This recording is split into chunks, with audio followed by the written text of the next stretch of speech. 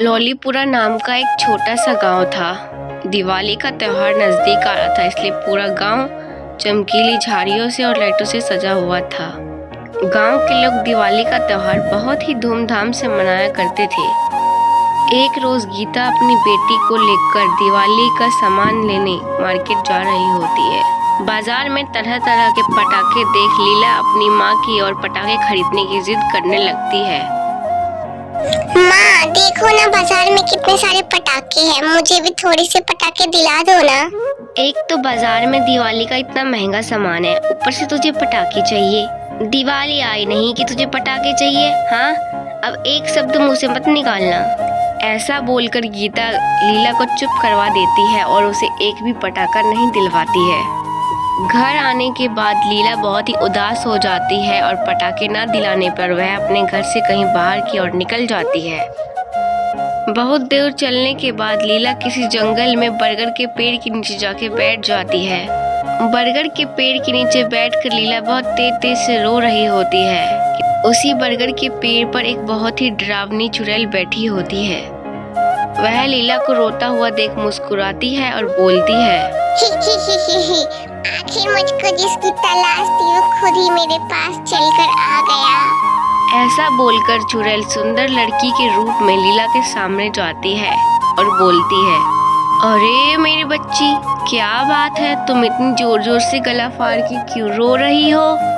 सब बच्चों के पास पटाखा है, बस एक मेरी माँ ही मुझे पटाखा नहीं दिलाई। बस इतनी सी बात है। अरे माँ ने पटाखा नहीं दिलाया तो क्या हुआ? मैं तुम्हें बम देती हूँ, वो भी बड़ा अनार बम। ऐसा बोलकर वह चुड़ैल अपनी जादुई शक्ति से एक बड़ा सा अनार बम लीला के हाथ में थमा देती है। देखा कितना बड़ा अनार बम है। आपको तो जादू भी आता है दीदी? हाँ आता है, पर तुम इसके बारे में किसी को बताना मत, ठीक है? लीला खुशी खुशी अपना अनार बम लेकर घर आती है और अपनी माँ को खुशी खुशी दिखाती है। माँ, आपने तो मुझे बम नहीं दिलाया, पर देखो एक दीदी ने मुझे कितना बड़ा अनार बम दिया है। अब मैं इसे मजे से जलाऊंगी। लीला, तुम्हें कितनी बार समझाया है कि किसी अनजान व्यक्ति से कोई भी वस्तु नहीं लेनी चाहिए।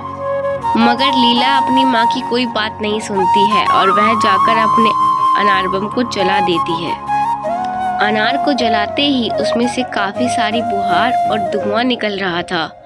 जैसे ही अनार बम का धुआं हटता है तो गीता देखती है कि वहाँ उसकी बेटी लीला नहीं है। गीता घबराते हुए लीला को सब जगह ढूंढने लगती है।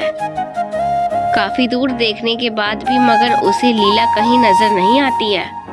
वहीं दूसरी ओर लीला गायब होकर जंगल के किसी खंडर में आ जाती है। खंडर में अपने सामने चुड़ैल को सामने खड़ा देख लीला बहुत डर जाती है। ये मैं कहाँ आ गई? हे भगवान, यहाँ तो चुड़ैल है। ज्यादा तुझे चिल्लाने की जरूरत नहीं है, सामने तुझे अनार बम दिख रहा है ना, उसी से बांध कर तुझे हवा में उड़ा दूंगी। ऐसा बोलकर चुड़ैल हंसने लगती है और वहाँ से गायब हो जाती है। चुड़ैल फिर से सुंदर लड़की बनकर गांव में आ जाती है। तभी पास में सोनू नाम का एक बच्चा खेल रहा होता है। वो चुड़ैल उसे एक बड़ा सा अनार बम दिखाकर उसे अपने ओर बुलाती है। सोनू अनार बम के लालच में उस लड़की के पास चला जाता है।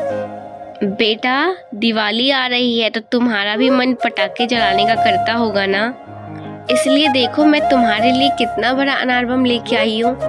इसे जलाने में तुम्हें बहुत मजा आएगा। सोनू अनार बम को देखकर बहुत ही खुश हो जाता है और बिना ही कुछ बोले उस अनार बम को लेकर अपने घर की ओर चल देता है। अरे सोनू, ये इतना बड़ा अनार बम किसने दिया? माँ, पहले तो मैं अनार बम जलाऊंगा, उसके बाद बताऊंगा कि ये अनार बम मुझे किसने दिया।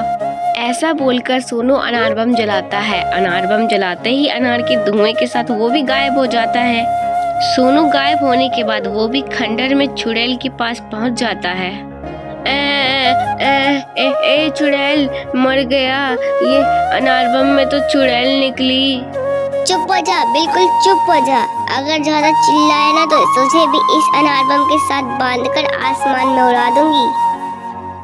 अब तू भी इस लीला के साथ बैठकर मजे कर, मैं अभी आती हूँ। ऐसा बोलकर चुड़ैल अपने शैतान देवता के पास जाती है और वहाँ पर एक बड़ा सा अनार बम रखा होता है। ऐ मेरे मालिक, अब बस कुछ ही दिन बचे हैं, अब मैं अपने काम में कामयाब हो जाऊंगी। इस दिवाली में 9 बच्चों की बलि देकर इस अनार बम पर इन बच्चों का खून लगाकर फिर मैं इस अनार बम को जलाऊंगी, तब जाके मेरी शक्तियाँ मेरे को वापस मिल पाएगी और उसके बाद मैं और भी ज्यादा ताकतवर हो जाऊंगी। एक बार मेरी शक्तियाँ वापस आ जाए तब जाके मैं इन गांव वालों से बदला लूंगी। इन गांव वालों ने मिलकर मुझे एक बड़े से अनार बम के साथ बांधकर तंत्र मंत्र के साथ फूंक कर मुझे जला दिया था। अब इस दिवाली पे मैं इन गांव वालों का दिवाला निकालूंगी।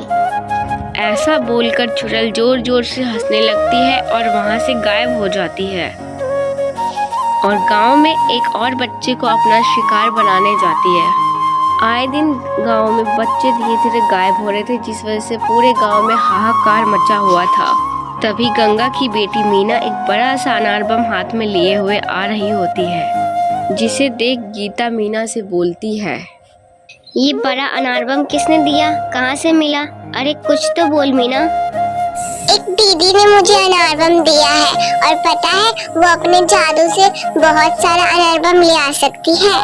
पता है माँ, उन्होंने कालू को भी एक बड़ा सा अनार बम दिया है, पर उन्होंने ना किसी को बताने से मना किया है, इसलिए आप भी किसी को मत बताना माँ, ठीक है? मीना की बात सुनकर गीता घबरा जाती है और मीना से वह अनार बम लेकर गीता गांव की ओर चल देती है। गीता अपनी बात सभी गांव वालों को बताती है और सभी गांव वाले मिलकर पंडित जी के पास जाते हैं। पंडित जी को वह बड़ा अनार बम दिखाते हुए गीता और गांव वाले मिलकर सारी बातें बता देते हैं। इस बड़े ही अनार बम को देखते ही मैं समझ गया कि यह काम उस खंडर में रहने वाली चुड़ैल का काम है। कई सालों पहले हमने अनार बम के साथ तंत्रों मंत्रों के साथ उस चुड़ैल को उसमें बांधकर उसकी शक्तियां खत्म कर दी थी। उस पंडित जी ने अपने मंत्रों के साथ सब कुछ पता लगा लिया था। उस चुड़ैल ने सभी बच्चों को जंगल के उस खंडर में ही रख रखा है।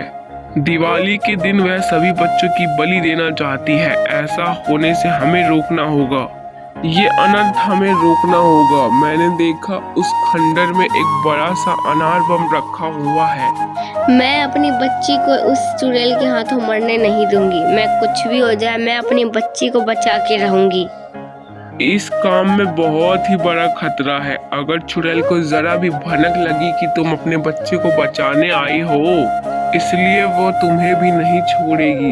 इसलिए किसी एक ही इंसान को हिम्मत करके उस खंडर में जाना होगा और उस बड़े अनार बम को जलाए। अकेले चुड़ैल का सामना करने की हिम्मत किसी में नहीं थी, पर गीता अपने बेटी के लिए सामने आती है। गीता, तुम बहुत बहादुर हो, इसलिए हम सब तुम्हारे साथ ही चलेंगे और वहीं खंडर के बाहर हम सब तुम्हारा मिलकर इंतजार करेंगे। अगर तुम्हें कोई भी दिक्कत हो तो तुम हमें आवाज लगा देना। फिर गीता दिन के समय सभी गांव वालों को लेकर जंगल की ओर जाती है।